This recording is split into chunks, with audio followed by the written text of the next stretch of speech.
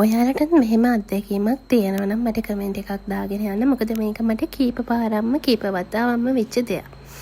ඉතින් මේ තියෙන්නේ ලිවියම් රෙඩ් ගහක්. මේක ගලවද්දී මුල් වලින් යටට, ඒ කියන්නේ සිදුරු තියෙන පැත්තෙන් එළියට එන්න වගේ මෙන්න මේ වගේ චූටි පැලයක් මතුවෙලා තියෙනවා. මෙතන පැලේ වට පේනවා ඇත්තේ. මේක මතුවෙලා තියෙන මම මේක එහෙට මෙහෙට කරන්න ගිහිල්ලා ඒ කියන්නේ මට හරියටම බලන්න ඕන මෙයා ඇත්තටම මුලකින් ඇවිල්ලා තියෙන නැත්තම් බීජයක් හරහා ආපු පැලයක්ද කියලා. ඉතින් මේ ඇත්තටම මුලෙන් එළියට මතුවෙච්ච පැලයක්. ඉතින් මට ඔයාලටත් ගේන්න හිතුණා එකක් මේ විදිහට ඇන්තෝරියම් ශාකය. කියන්නේ හිතන්නකෝ අපි දැල් පෝච්චියක ඇන්තෝරියම් ශාකයක් රෝපණය කරොත් එහෙම සමහර විට ඒ දැල් පොට් එක වටේ, ඒ කියන්නේ නෙට් පොට් එකෙන් වටේ නෙට් ඒකේ දැලෙන් එළියට මේ පැල සමහරට මතුවෙන්න පුළුවන්. මොකද ඇන්තෝරියම් කියන්නේ ගොඩාක් වෙලාවට ලිහිල් මාධ්‍ය ප්‍රිය කරන ශාකයක්නේ.